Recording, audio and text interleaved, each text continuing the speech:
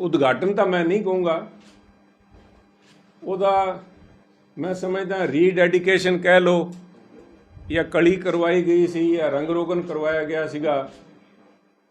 ਜਿਹੜਾ smart school ਸੀਗਾ ਉਹਦਾ ਨਾਮਕਰਨ ਸੰਸਕਾਰ ਦੁਬਾਰਾ ਤੋਂ ਕੀਤਾ ਗਿਆ ਸੀਗਾ। ਉਹਨੂੰ ਸਕੂਲ ਆਫ ਐਮੀਨੈਂਸ ਬਣਾਉਣ ਵਾਸਤੇ ਕੇਜਰੀਵਾਲ ਸਾਹਿਬ ਪੰਜਾਬ ਆਏ ਸੀਗੇ।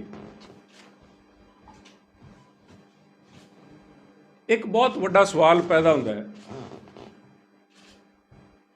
ਕਿ ਇੱਕ ਹਸਪੀਟਲ ਦੇ ਵਾਰਡ ਦਾ ਕੋਈ ਉਦਘਾਟਨ ਕਰਨ ਵਾਸਤੇ ਹੁਣ ਬਾਹਰੋਂ ਮੁੱਖ ਮੰਤਰੀ ਬੁਲਾਉਣੇ ਪੈਣਗੇ ਆਪਾਂ ਨੂੰ।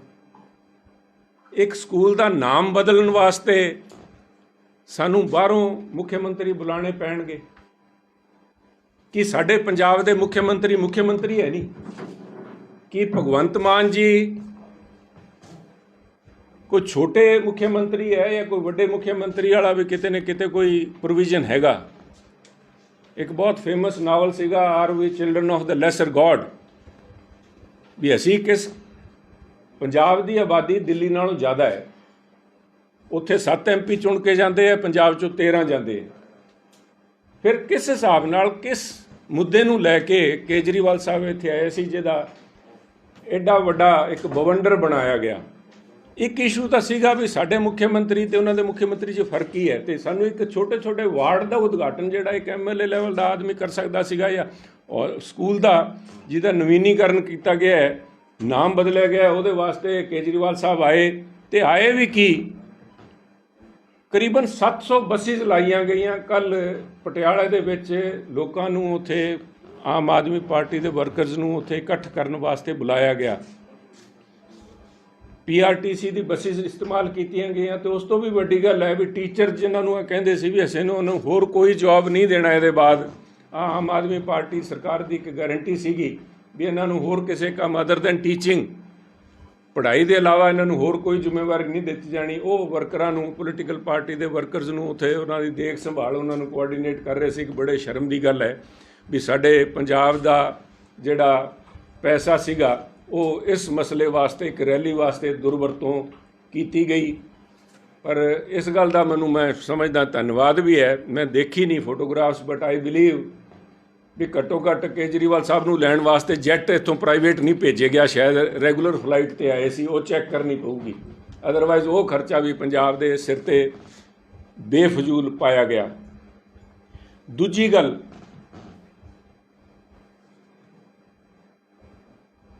एक वार्ड बनाने वास्ते 50,000 करोड़ रुपये का खर्चा होया कि साहब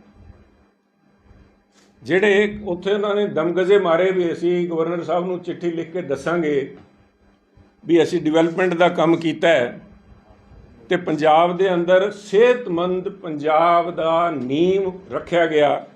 ਪਟਿਆਲਾ ਦੇ ਅੰਦਰ 10 ਬੈੱਡ ਦਾ ਇੱਕ ਵਾਰਡ ਰੀਫਰਬਿਸ਼ ਕਰਕੇ ਉੱਥੇ ਵੈਂਟੀਲੇਟਰ ਪ੍ਰੋਵਾਈਡ ਕੀਤਾ ਗਿਆ ਹੋਣਾ ਹੈ, ਜੋ ਵੀ ਫੈਸਿਲਿਟੀਜ਼ ਪ੍ਰੋਵਾਈਡ ਕੀਤੀ ਗਈ ਹੈ, but it is only 10 bedded ward not a hospital. Existing civil hospital के अंदर एक वार्ड है जिसका उद्घाटन इन्होंने किया है। सेहतमंद पंजाब दी उद्घाटन करने वास्ते उन्होंने 700 बसिस प्लस DDPOs BDOs सारे रेवन्यू ऑफिसर के नाल टीचर्स की ड्यूटी लाई। लोगों को गुमराह कर रहे हैं। अगर सेहतमंद पंजाब इन्हों के एक 10 बैडड वार्ड नाल बनता है तो मैं भगवंत मान जी नूं याद कराना चाहूँगा भी इस तो करीबन 8 दिन पहला 25 तरीक की गल है जदों फिरोजपुर के अंदर 100 बैडड PGI सैटेलाइट सेंटर का टेंडर किया गया करीबन 250 करोड़ रुपये का। वो वास्ते तो कोई किसी किस्म की कोई हलाबू या कोई किसी किस्म का कुछ नहीं किया गया। 233 पॉइंट सम करोड़ का उस दिन टेंडर लगे है जिसका दिसंबर से काम चालू हो जाऊगा। वो वास्ते तो कदे भगवंत मान जी ने धन्यवाद भी नहीं किया। जे सेहत उत्थों चालू हुई है फिरोजपुर PGI सैटेलाइट सेंटर तो हुई है या 10 बैड का हॉस्पिटल या वार्ड जोड़ा बनाया उत्थों चालू होगी। प्रधानमंत्री मोदी जी आए मोहाली के अंदर कैंसर का हॉस्पिटल चालू किया गया। उदों तो किसी ने इस किस्म का नहीं भी सेहतमंद पंजाब उत्थों बनूगा कि नहीं बनूगा। कैंसर वर्गी ना मुराद बीमारी के खिलाफ प्रधानमंत्री आए, कोई किसी ने रौला नहीं पाया, आके उत्थे उद्घाटन करके चले गए, अज लोगों को फायदा मिल रहा है। इस तरह एम्स का सेंटर बनया बठिंडे के अंदर, जे उत्थों सेहतमंद पंजाब नहीं चालू होया तो भगवंत मान जी बाहला दूर निगाह ना मान, भगवंत मान जी अपने संगरूर के अंदर देख लैन, उत्थे सेंटर बनया हुआ है। सेहतमंद पंजाब का सिट्टा लैण वास्ते 10 बैड के हॉस्पिटल नाल नहीं साहब काम चलता। लोगों को गुमराह करना, लोगों को बेवकूफ़ करना छड्डण। मेरी आ एक बेनती भगवंत मान जी नूं है, 50,000 करोड़ रुपया तुसीं उहदे ते मिट्टी नहीं पा सकते आ कह के भी असीं सेहत सुविधावां या पंजाब नूं सेहतमंद बनाउण वास्ते जिहड़ा खर्चा कीता अपने आप च एक मैं समझदा इन्हां नूं they should feel ashamed of themselves, इन्हां नूं अंदर झाकी मार के देखनी चाहिए है। सेहतमंद पंजाब दे अगर आंकड़े देखो जिहड़े 1.5 साल दे व्याख्यान कर रहे सीगे भगवंत मान जी ते ज़्यादा केजरीवाल साहब जिहड़े बोल रहे सीगे, ਉਹਦੇ 'ਚ सेहतमंद पंजाब ਦੇ ਇਹਨਾਂ ਨੇ खुद एफिडेविट दिता हाई कोर्ट के अंदर। 266 बंदे इस 1.5 साल के अंदर ड्रग ओवरडोज के नाल मरे। 266 का एफिडेविट पंजाब गवर्नमेंट ने सबमिट किया है। तो अगर तुसी नैशनल क्राइम रिकॉर्ड ब्यूरो के कट के देख लो, उन्होंने हिसाब नाल 310 बंदे इस 1.5 साल के पीरीयड इन्हों के राज के दौरान जो कहते सी असीं 1 महीने के अंदर असीं इत्थों ड्रग रिलेटेड इशू खत्म कर देंगे, हुण उन्होंने 1 साल का टाइम मंग लिया अगले 15 अगस्त ताईं। पर आ सेहतमंद पंजाब तो दूजे पासे आ जिहड़ा हिसाब किताब है इहनूं लैके है। दूजा मसला है 50,000 करोड़ का। उन्होंने कहा असीं जवाब देंगे चीफ मिनिस्टर साहब नूं। अज कहते हुण चिट्ठी आ भी गई, कहते ऑलरेडी उन्होंने चिट्ठी भेजती, वाइल वी आर आपां इत्थे जुड़े उन्होंने चिट्ठी भी आ गई। पर उस एक सब तो वड्डा प्रोमीनेंट सवाल जिहड़ा मैं उस जदों चीमा साहब ने जिस दिन मैं लंबी चौड़ी चिट्ठी भी बनाई गवर्नर साहब के असीस नूं लैके भी गवर्नर साहब ने घट्टो घट्ट एक नैरेटिव बदलता पंजाब के अंदर। लोग पुछण लगे भी 50,000 करोड़ रुपये का हिसाब दिओ जिहदे करके आ कह रहे हैं। ਉਹਦੇ ਵਿੱਚ चीमा साहब का एक बहुत ਵੱਡਾ बयान लग्या सीगा भी असीं 50,000 करोड़ चों 27,000 करोड़ रुपया कर्जा चुकाता। सब कर्जा चुकाना ते ब्याज चुकाना दे आर टोटली सैपरेट इशूज़। अगर कर्जा चुकाया होंदा तो 2,82,000 करोड़ कर्जा सीगा जिस दिन इन्होंने सरकार बनाई है। 2,82,000 करोड़ चों 30,000 करोड़ घट कर दो, यदा मतलब हो गया भी करीबन 2-2.5 करोड़ कर्जा रह जाना चाहिए सीगा। अज कर्जा कित्थे खड़ा है? वड्डी गल है ਉਹਦੇ ਵਿੱਚ सारे का सारा जिहड़ा कैपिटल एक्सपेंस जिहड़ा मैं उन्होंने कहा सी भी पिछले इन्होंने 120 दिनों के अंदर जिहड़े 12,000 करोड़ रुपये लए सी उस चों सिर्फ तो सिर्फ 900 करोड़ रुपया उन्होंने कैपिटल जिहड़ा कोई इस किस्म के कोई हॉस्पिटल या सड़क या कोई उसारी की हुई किसी काम की की हुई सिर्फ 900 करोड़ रुपया उन्होंने इस्तेमाल किया सी। वही सारी गल्लां अज चिट्ठी च दोहराणगे। पर मसला है लोगों नूं आ गुमराह करना छड्डण, असल मुद्दों तो गल करन। क्योंकि कर्जा चुकाउण वास्ते इन्होंने जिहड़ी स्कीम दी सी भी असीं करीबन 40 तो लैके 50,000 करोड़ रुपया नया रेवन्यू जनरेट करांगे रेते नूं लैके। रेते की प्रॉपर ट्रांसपेरेंट ऑक्शनिंग होगी तो सही पैसा लोगों की जेबां च ना जाके सरकार के खजाने च आऊगा। तो जिहड़ी शराब की बिक्री हुंदी है, शराब के उत्ते जिहड़ा ठगी होंदियां वो बंद करके असीं उस चों 20-30,000 करोड़ रुपये उस चों कड्डांगे। शराब का अज क्लेम कर रहे हैं चंडीगढ़ों साढ़े आ रही है, ਉਹਦੇ ਵਿੱਚ मैं बड़ा सीरीयस इल्ज़ाम इन्हां ते ला रहा। वो जिहड़ी अगर शराब इत्थों किते जा रही है वो भी इन्हां दे ऑफिसर साहिबान ते इन्हां दे पोलीटिकल पैटरनेज के अंदर उन्हां दी जेलों 'च बैठे जिहड़े शराब दे ते दूजे किस्म के अपराधी अनसर गैंगस्टर्स अंदर बैठे है वो उस सारे धंधे नूं चला रहे हैं। ਉਹਦੇ ਵਿੱਚ भी इन्हां दी भाईवाली हैगी। I can provide the telephone number जिहड़े किस जेल चों कित्थों काम कर रहे है ਉਹਦੇ वास्ते भी ਉਹਦਾ ਅੱਡ एक प्रैस कॉन्फ्रेंस करके ਉਹਦੀ गल करांगे। बट ना तो वो पैसा आया ना कर्जा घटिया ते आ ब्याज चुकाउण वास्ते कर्जा होर सरकार लै रही है। आ पंजाब दे वास्ते खतरे की घंटी है जिस तो केजरीवाल साहब भगवंत मान जी ते चीमा साहब लोगों को आंकड़े पढ़ा के गुमराह नहीं कर सकते। इन्हों इस गल का जवाब देना पऊगा। तीजी गल बड़ी इंटरस्टिंग समय के उत्ते केजरीवाल साहब का आना होया। कुछ दिन पहले केजरीवाल साहब का जो 2-3 दिन पहला सुखपाल खैरा जी की अरेस्ट हुई, उदों केजरीवाल साहब ने दिल्ली में बयान दिता सी भी किसी एक आदमी कोई शायद पकड़ा गया है। उसके बारे में मुझे कोई प्रॉपर जानकारी नहीं है, पर मैं उसके ज़्यादा कमेंट नहीं करना चाहूँगा। वो जड़ा एक आदमी सीगा कल जदों आके बोले है, घट्टो घट्ट पंजाब 'च आ गए एक सीनियर लीडर जरूर बन गया भी जड़ा सीनियर लीडर पकड़ा गया। घट्टो घट्ट उन्होंने अपने पुराने लीडर ऑफ ओपोजिशन एक सीनियर लीडर के तौर पर तो एक्नॉलेज किया। मैं उन्हें इस गल का भी आभारी हाँ भी एक सीनियर लीडर से जोड़ा पकड़िया गया। वो राही कल जोड़ा उन्होंने मैसेज सीगा, मैं समझदा एक चेतावनी सीगी कांग्रेस लीडरशिप नूं। उन्होंने एक बड़ी इंपॉर्टेंट गल कही भी जेड़े लोग करप्शन ते ड्रग रिलेटेड इशूज़ जेड़े लीडर हैगे इन्हां पार्टियां 'च उन्होंने बाहर कढ़ दिओ, सारिਆਂ ਨੂੰ बाहर कढ़ो। उन्होंने गिरफ्तार करना चाहिए कि नहीं करना चाहिए, ਉਹਦੇ ਤੇ ਹੁੰਕਾਰਾ भी भरवाया उन्होंने। मैं उस गल ते कमेंट नहीं करांगे भी केजरीवाल साहब अपने सिसोदिया साहब ते उत्थे जेड़े मंत्री साहब बैठे इन्हां दे इन्ने टाइम तो ਉਹਦੇ वास्ते दसना भुल गए भी उन्होंने तुसीं अज तक क्यों नहीं कढ़िया। पर कांग्रेस वालों ने एक मैसेज उन्होंने क्लीयर दिता, ਉਹਦੇ ਵਿੱਚ कैच वर्ड ਜਿਹੜਾ है उन्होंने सिर्फ करप्शन वर्ड इस्तेमाल नहीं किया। उन्होंने ड्रग भी जेड़े लोग इन्हां दी पार्टी 'च ड्रग दे रिलेटेड केस जिन्हां ते हैगे उन्होंने बाहर दा रस्ता दिखाया जाए। तो ਉਹਦੇ ਨਾਲ ही उन्होंने भगवंत मान जी की उस तो 2 दिन पहला वाली स्टेटमेंट है उन्होंने ऐड करो। भगवंत मान जी ने पब्लिकली यह गल कही सी भी आ ਜਿਹੜੇ ड्रग रिलेटेड केस हैगे चाहे 5 साल पुराने हैं, चाहे 10 साल पुराने हैं, चाहे 15 साल पुराने हैं, चाहे किसी ने अपने नाम कढ़ा लए होने उस समय की सरकारां मुख्यमंत्रियों नाल मिल के, मैं छड्डने वो भी नहीं। ਇਹਦਾ मतलब है भी एक पासे तो केजरीवाल साहब मारी भी जाते हैं, दूजे पासे रोण भी नहीं देंगे।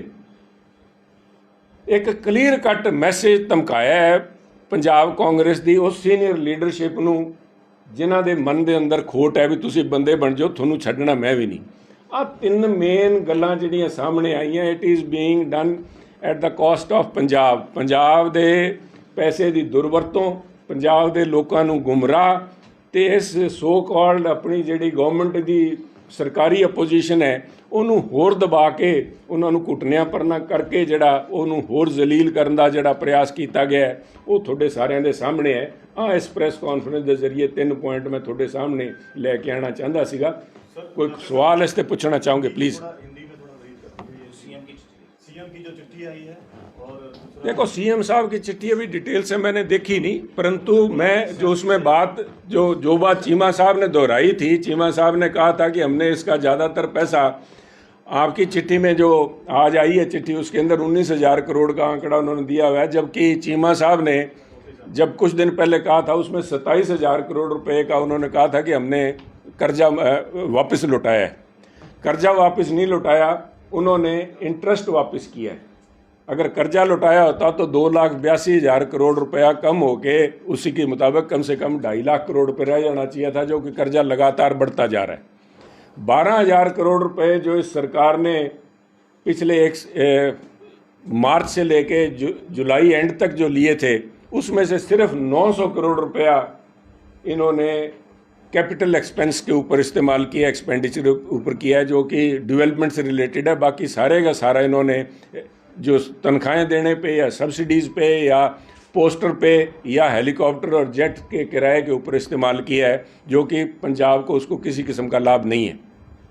केजरीवाल जी जो कल कह के गए हैं किस तरह से समझ रहे हैं? देखिए, केजरीवाल साहब ने स्पष्ट शब्दों में धमकी दी है कांग्रेस लीडरशिप को, ख़ास तौर पे उन लीडर्स को जो कि दागी हैं। करप्शन के मुद्दे पे तो हो सकता है कि बहुत सारे लोगों को कार्रवाई की गई हो, परंतु ड्रग से रिलेटेड अभी तक एक ही केस है, जो कि पुराना केस 2015 का था सुखपाल खैरा जी के अलावा। दूसरे जो लीडर जिनके ऊपर पुराने केसेस काफ़ी अरसे पुराने, जिसको लेके भगवंत मान जी ने भी क्लैरिफिकेशन दी थी कि चाहे 5 साल पुराना केस हो, चाहे 10 साल पुराना केस हो, चाहे 15 साल पुराना ड्रग रिलेटेड केस हो, मैं सारे खोलूँगा, चाहे उस समय के मुख्यमंत्रियों ने उन लीडर्स के नाम निकाल दिए हों। तो मैं समझता हूँ ये वो लोग हैं, उनको स्पष्ट संदेश दिया गया है। आप नाम मेरे से ना पूछिए कि जो तन लागे सो तन जाने।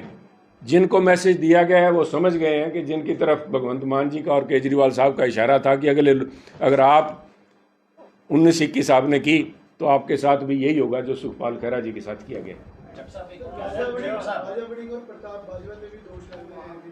सब ये भगवंत मान जी क्लैरिफाई कर पाएंगे कि उन्होंने किस के कंटेक्स्ट में कहा था। भी चाहे 5 साल पुराने केस हैं, चाहे 10 साल पुराने, चाहे 15 साल हैं। इंडिया ने बोला है कनाडा को कि डिप्लोमेटिक स्ट्रेंथ जो है वो रिड्यूस की जाए कनाडा की यहाँ। सब कुछ चैनल्स रन कर रहे हैं, कोई ऑफिशियली भी इस किस्म का नोटिफिकेशन नहीं आया। पर मैं इतना ही कहूँगा कि हम भारत की फॉरेन पॉलिसी है, हम उसकी कदर करते हैं, क्योंकि आज जब राष्ट्र तरक्की कर रहा है तो बहुत सी ऐसे लोग हैं जो भारत को छवि को ख़राब करने की कोशिश भी कर रहे हैं, कुछ ऐसे लोग पिट्ठू बन के। परंतु वहीं पे पंजाब बीजेपी राष्ट्रीय हितों को भी ध्यान में रखते हुए हमारे पंजाबी जो कनाडा के अंदर एक बहुत बड़ी संख्या में बैठे हैं, उनको किसी किस्म की तकलीफ़ ना हो, उनकी सुरक्षा, उनके हितों को ध्यान में रख के हर संभव प्रयास करेंगे। और जल्दी से जल्दी इस स्थिति क्लियर होने के ऊपर सेंट्रल गवर्नमेंट से हम पंजाब के उन पंजाबियों के जिन्होंने यहाँ आना जाना है, आज बच्चे हमारे पढ़ रहे हैं, उनके हितों के ऊपर पहरा देने के लिए पंजाब बीजेपी पूरी तरह सतर्क है। प्रताप सिंह बाजवा जी ने अभी फिर से दोहराया है, आम आदमी पार्टी के 32 एमएलए उनके संपर्क में हैं।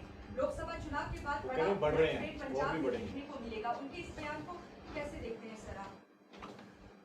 देखिए, मैं समझता हूँ कि उनके बारे में एक ही बात दोहराएगी है कि पहले अपना घर संभाल लें, उसके बाद में 35 की बात करें। राहुल गांधी पंजाब में खालिस्तान के झगड़े के बीच, विवाद के बीच राहुल गांधी का जो दौरा अमृतसर का हो रहा है, उसको किस नजर से देखा जा रहा है? देखिए, गुरुघर आए हैं वो सब, और गुरुघर में आके इस मसले के ऊपर किसी किस्म की नुक्ताचीनी नहीं होनी चाहिए, मेरा मानना है। उनकी श्रद्धा और जिस सेवा भाव से वो आए उसकी कदर करनी चाहिए। परंतु आप टाइमिंग की बात कर रहे हैं, अगर उसको राजनीतिक दृष्टि से देखा जाए तो मैं समझता हूं कि बहुत से लोगों की जो आकांक्षाएं हैं, जो उनके थे कि इस जो कंट्रोवर्सी चल रही है उसके ऊपर वो कुछ रोशनी डालेंगे। परंतु मुझे अभी नहीं पता है कि वो अभी अमृतसर हैं या चले गए, उसके ऊपर उन्होंने कोई बयान दिया है। यही असमंजस की स्थिति पंजाब कांग्रेस की बनी रहेगी जो उनके आने से पहले थी। महिला आरक्षण पर लगातार वो सवाल खड़े कर रहे हैं। उनका कहना है कि ओबीसी की अनदेखी हो रही है। जातीय जनगणना की मांग कांग्रेस लगातार कर रही है और कांग्रेस नेता राहुल गांधी ने भी ये सवाल उठाया। कैसे देखते हैं सर जो महिला आरक्षण को लेकर केंद्र सरकार पर निशाना साधा? देखिए, मैं समझता हूँ कि इन सारी उनकी आशंकाओं को लोकसभा में बयान देते हुए अमित शाह जी ने बहुत ही बखूबी बताया था कि कितने मिनिस्टर्स, काउंसिल्स ऑफ मिनिस्टर के अंदर ओबीसी से संबंधित हैं और कितने एमएलएज या लोकल बॉडीज़ के अंदर बीजेपी के नुमाइंदे ओबीसीज के हैं। और जहाँ तक उन्होंने सेक्रेटरीज़ की बात की थी, government of India secretaries level की बात की थी, तो वो भी उन्होंने, मैं समझता हूँ कांग्रेस को उनकी जो पॉलिसी, जब से ये पॉलिसी बनी है उसको लेकर उनको कटघरे में खड़ा किया था और जवाब बड़ा तसल्ली से जवाब दिया था। कांग्रेस का ऐसा बयान है कि उनका आरोप है कि प्रधानमंत्री डरे हुए हैं, सहमे हुए हैं, जो प्रधानमंत्री से उनकी विफलताओं के बारे में पूछता है या उन पर सवाल उठाता है तो प्रधानमंत्री घबरा कर उन्हीं पर सवाल जो है वो दाग देते हैं। मैं नहीं समझता कि इस मसले में किसी से कोई घबराने की ज़रूरत है। जहाँ तक ओबीसी का मसला है, आंकड़े खुद बोलते हैं सब जितने, और खुद मैं समझता हूँ कि एक ओबीसी प्रधानमंत्री से ये सवाल पूछना ही बेमायने है, क्योंकि वो खुद ओबीसी हैं।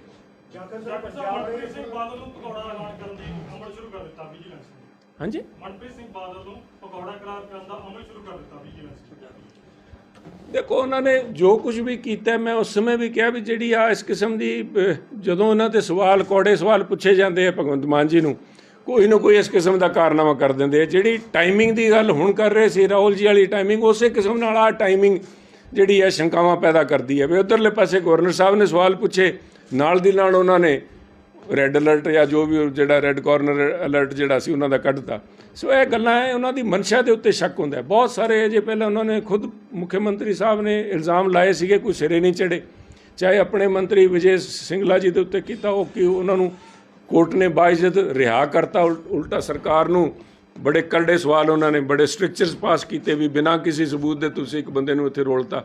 ਸੋ ਇਹਨਾਂ ਗੱਲਾਂ 'ਚ ਸਰਕਾਰ ਦੀ ਨੀਅਤ, ਇਸ ਦਾ ਕ੍ਰੈਡੀਬਿਲਿਟੀ ਆਫ ਦਾ ਗਵਰਨਮੈਂਟ, ਜਿਹਦਾ ਉਹਨਾਂ ਦੇ ਸਰਕਾਰ ਦੇ ਉੱਤੇ ਭਰੋਸਾ ਉੱਠ ਗਿਆ ਲੋਕਾਂ ਦਾ। ਅਦਰਵਾਈਜ਼ ਇਹ ਜਿਹੜੇ ਇੱਕ ਇਲਜ਼ਾਮ ਹੈ ਜਿਸ ਕਿਸਮ ਨਾਲ ਤੁਸੀਂ ਕਹਿ ਰਹੇ ਹੋ ਭਗੌੜਾ ਕਰ ਰਿਹਾ ਹੈ, ਬੜੇ ਸੀਰੀਅਸ ਐਲੀਗੇਸ਼ਨ ਹੈ, ਪਰ ਇਹਨਾਂ ਦੀ ਨੀਅਤ ਸਾਫ਼ ਨਹੀਂ, ਇਸ ਕਰਕੇ ਕੋਈ ਇਹਨਾਂ ਤੋਂ ਗੋਲਦਾ ਨਹੀਂ ਇਹਨਾਂ ਗੱਲਾਂ ਨੂੰ। डॉक्टर साहब आपने कहा पंजाब में ड्रग ओवरडोज के केसेस बढ़ रहे हैं, अराउंड 300 यू टोल्ड। आप क्या समझते हैं कि आम आदमी पार्टी की सरकार के समय में ये केसेस बढ़े हैं? नंबर 2, पंजाब में अभी भी रेगुलर डीजीपी नहीं है। तो अभी थोड़ी देर पहले प्रताप सिंह बाजवा ने पीसीपी, उन्होंने एलिगेशन लगाया कि भगवंत मान और बीजेपी मिलकर चाहते हैं कि रेगुलर डीजीपी आए ना। देखिए, रेगुलर या इरेगुलर जो इरेगुलरिटीज़ हैं इस मसले में, that is a separate issue. परंतु इनके ही का समय में बढ़ रहा है कि नहीं बढ़ रहा, that is something of important. Because ये लोग क्या कह आए थे, लोगों ने पुरानी सरकारों के वायदों से ऊब गए थे, लोग उकता के उनके खिलाफ वोट डाला था कि ये कुछ नया करेंगे। अगर उसी थर्रे पे ये चल रहे हैं तो फिर इस बदलाव की क्या ज़रूरत थी साहब? ये बदलाव इतना महंगा पड़ा है पंजाब को कि एक 10 बेडेड ICU बनाने के लिए 50,000 करोड़ रुपए का कर्जा पंजाब के ऊपर चढ़ा है। एक स्मार्ट स्कूल का नाम बदलने के लिए, स्कूल ऑफ एमिनेंस बनाने के लिए 50,000 करोड़ रुपया देना पड़े पंजाब को।